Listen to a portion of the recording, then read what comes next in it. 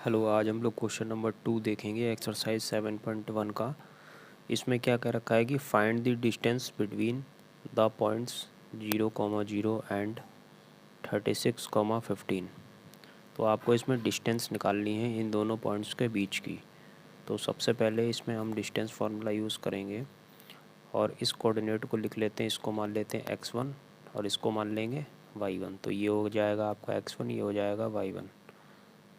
x2 हो जाएगा 36 और y2 हो जाएगा 15।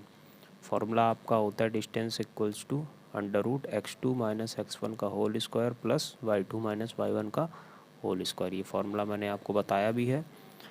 अब इसमें सिंपली वैल्यूज़ पुट कर देंगे। x2 की 36, x1 की 0 whole square plus y2 15, y1 0 का whole square. 36 minus 0 36, 15 minus 0 15 whole square as it is लगा देंगे।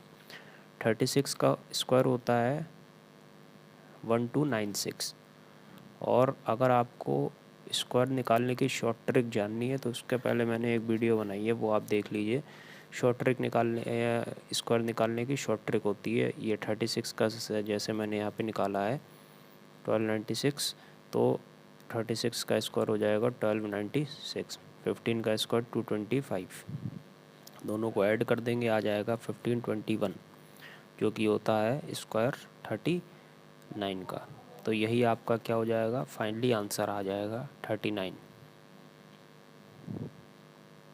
क्लियर है क्वेश्चन पूरा? आपको सिंपली इसमें डिस्टेंस फार्मूला आपको यूज़ करके वैल्यूज पुट करके निकाल देना। इजी क्वेश्चन है ये। अब देखेंगे question number 3। Determine if the points this are collinear.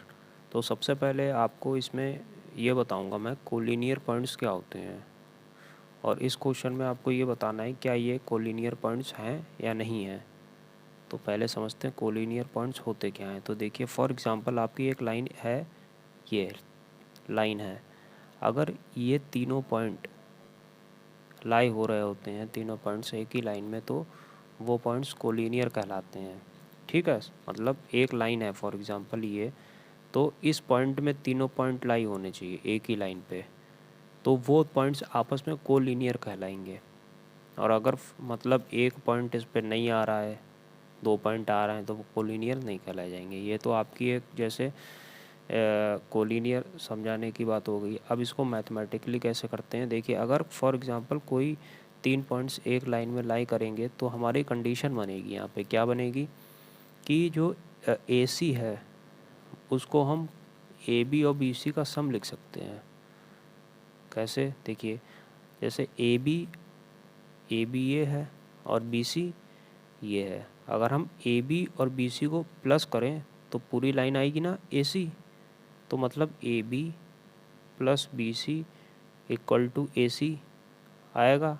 Condition कब आएगी, जब ये तीनों पॉइंट लाइन में लाई करेंगे। तो ये कंडीशन अपनी आई। तो इसका मतलब ये है कि अगर हम ये कंडीशन प्रूव करते हैं तो इसका मतलब ये है ना कि ये तीनों पॉइंट्स इस लाइन में लाई करेंगे। अगर ये कंडीशन मेरी आ जाए, और अगर ये कंडीशन मेरी नहीं प्रूव हो रही है तो इसका मतलब ये तीनों पॉइंट्स सेम लाइन में नहीं होंगे। अगर होंगे, फॉर एग्जांपल अगर होंगे तीनों पॉइंट्स एक ही लाइन में, तो मतलब जाहिर सी बात है कि ये कंडीशन आपकी प्रूव होनी चाहिए। तो इस कंडीशन को प्रूव करेंगे।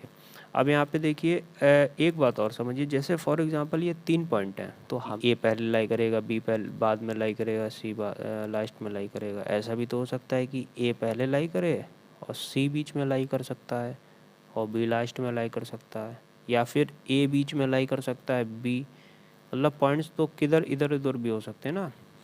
तो उसके लिए क्या करेंगे ना हम, कि वही कंडीशन जैसे यहाँ पे B A plus A C equal to B C, अगर ये आ गई तो भी हमारे काम चल जाएगा कि तीनों पॉइंट्स एक लाइन में आ रहे हैं। अगर ये कंडीशन आ गई A C plus C B equal to A B, अगर ये कंडीशन आ गई तो भी हमारा वो सेटिस्फाई हो जाएगी मतलब। और मेनली कंडीशन आपको यही लानी कि इन दोनों का सम इक्वल टू दिस, या फिर इन दोनों का sum equals to A B, या फिर इन दोनों का sum equals to B C. तो देखिए, हम लोग पहले सबसे पहले इसको ए बी सी मान लेते हैं। ठीक है, तीनों पॉइंट्स को हमने ए बी सी मान लिया। अब हम क्या करेंगे ना कि ए बी की डिस्टेंस निकालेंगे, ए और बी पॉइंट्स के बीच की डिस्टेंस निकालेंगे वैल्यूज पुट करके। जैसे ये x2 हो गया x1, y2 y1, तो x2 माइनस x1 1 का स्क्वायर, 3 माइनस 5 माइनस 2 का स्क्वायर, इट मीन्स 4, तो 4 प्लस 1 5, तो ए बी अंडर रूट 5 आ जाएगा। ऐसे ही बी सी के बीच की डिस्टेंस निकालेंगे सेम फॉर्मूले से, -2 -2 -4, -1 -3 -4, 4 का स्क्वायर 16, 4 का स्क्वायर 16, 16 प्लस 16 32, और 32 को हम लिख सकते हैं 16 इंटू 2, 16 बाहर आ जाएगा 4 की फॉर्म में, और 2 अंडर रूट के अंदर रहेगा, तो बी सी आ जाएगा 4√2। ऐसे ही ए सी के बीच की डिस्टेंस निकालेंगे, -2 -1 -3, -1 -5 -6 का स्क्वायर, 3 का स्क्वायर 9, -6 का स्क्वायर 36, 36 प्लस 9 45, ये आ गया। और 45 को लिख सकते हैं 5 इंटू 9। ये चीज़ हम लोग थोड़ा इसको सिंप्लीफाई करने के लिए लिख देते हैं 5 इंटू 9, और 9 हमारा आ जाएगा बाहर 3 की फॉर्म में, और 9 बाहर आ जाएगा 3 की फॉर्म में, और √5 बचेगा, तो 3√5 आ जाएगा। अब हमारे पास क्या है ना कि ए बी भी आ गया √5, बी सी आ गया 4√2, और ए सी आ गया 3√5। अब देखो अगर हम ये वाली कंडीशन देखते हैं कि A B plus B C A C के बराबर आ रहा है या नहीं, तो अगर हम ए बी ये है √5 प्लस 4√2, 3√5 की इक्वल नहीं आएगा। देखिए कैसे, यहाँ पे देख लीजिए, जैसे यहाँ पे जो ए बी है वो अपना आया है √5, और बी सी 4√2 आया है। क्या ये हमारे ए सी के बराबर आ रहा है? ए सी के बराबर अगर इसको ऐड करेंगे तो ये सॉल्व ही नहीं होगा, तो ये ऐसे ही रहेगा। और ए सी आ रहा है 3√5, तो ये इक्वल नहीं आ रहा है, तो पहली कंडीशन भी हमारी फेल होगी यहाँ पे। ऐसे ही मैंने दूसरी बताई थी कि अगर ये नहीं तो ये करके देख लेंगे, तो ये भी नहीं आएगा इक्वल, और ये भी नहीं आएगा इक्वल। तो मतलब कोई भी यहाँ पे कंडीशन सेटिस्फाई नहीं हो रही है कि कोई ये कंडीशन सेटिस्फाई हो जाए कि हम कह सकें कि ये जो तीनों पॉइंट्स हैं ये सेम लाइन में लाई कर रहे हैं। तो it means that these points are not collinear. Clear है आपको?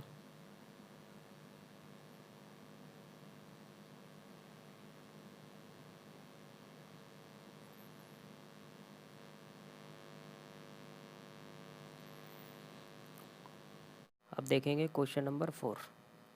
Check whether 5 - 2 6, 4 and 7 -2 are the vertices of isosceles triangle. कह रखा है कि ये चेक करो कि ये पॉइंट्स आइसोसेलेस ट्रायंगल के वर्टिसेस हैं या नहीं। तो वर्टिसेस क्या होते हैं? जैसे फॉर एग्जांपल ये अपना आइसोसेलेस ट्रायंगल है ए बी सी, तो वर्टिसेस मीन्स इसके जो कॉर्नर होते हैं। तो ये चेक करना है कि ये वर्टिसेस हैं इसके आइसोसेलेस ट्रायंगल के या नहीं है। तो सबसे पहले क्या करेंगे, इन वर्टिसेस को हम लोग नाम दे देंगे। पहला ए हो जाएगा, बी सेकंड, सी थर्ड। तो ए के कोऑर्डिनेट ये होगा 5, -2, बी के 6, 4, सी के 7, -2। कोशिश ये करा करिए कि जिस हिसाब से पॉइंट्स दे रखे हैं सीरीज़ में उसी हिसाब से ए बी सी नाम देना। जैसे ये नहीं इसको ए दे दिया, इसको बी दे दिया, इसको सी दे दिया, या इसको ए दे दिया। शुरुआत से सीरीज़ में चलना है, ए इसको बी ये सी ये। तो हमने कोऑर्डिनेट्स का नाम दे दिए। अब क्या हमें पता है कि आइसोसेलेस ट्रायंगल की प्रॉपर्टी हमें पता है कि आइसोसेलेस ट्रायंगल की अपोजिट कोई भी दो साइड इक्वल होती हैं। या तो ए बी बराबर ए सी इक्वल होगी, या तो ये वाली इसके साइड के इक्वल होगी, या ये वाली इसके साइड के इक्वल होगी। मीन्स कोई भी दो साइड अपोजिट साइड इक्वल होती हैं। तो अगर ये चीज़ हम इक्वल प्रूव कर दें कि कोई भी दो साइड इक्वल आ जाएं, तो इसका मतलब ये आइसोसेलेस ट्रायंगल है। तो हमारी ये भी बात प्रूव हो जाएगी कि ये वर्टिसेस भी आइसोसेलेस ट्रायंगल के वर्टिसेस हैं। तो सबसे पहले अब हमें क्या करना पड़ेगा, देखिए दो साइड निकालने के लिए पहले हमें तीनों साइड की डिस्टेंस निकालनी पड़ेगी, यानी कि ए बी की डिस्टेंस, बी सी और ए सी। तो पहले ए बी निकालते हैं। फॉर्मूला वही यूज़ होगा डिस्टेंस का। डिस्टेंस का फॉर्मूला लिख देता हूँ यहाँ पे। डिस्टेंस बराबर x2 - x1 का स्क्वायर प्लस y2 - y1 का स्क्वायर, ये डिस्टेंस फार्मूला होता है। यही फार्मूला यूज़ करेंगे। तो ए और बी के बीच की डिस्टेंस निकालना है, तो 6 - 5 का होल स्क्वायर, 4 माइनस पहले से तो 4 + 2 का होल स्क्वायर, 6 - 5 1 का होल स्क्वायर, 4 + 2 6 का होल स्क्वायर, 1 का स्क्वायर 1, 6 का स्क्वायर 36, 36 + 1 37, तो ए बी आ गया √37। ऐसे ही बी सी के बीच की डिस्टेंस निकालेंगे, तो 7 - 6 का होल स्क्वायर, -2 - 4 का होल स्क्वायर, ये 1 का स्क्वायर 6 का स्क्वायर, 1 + 36 √37।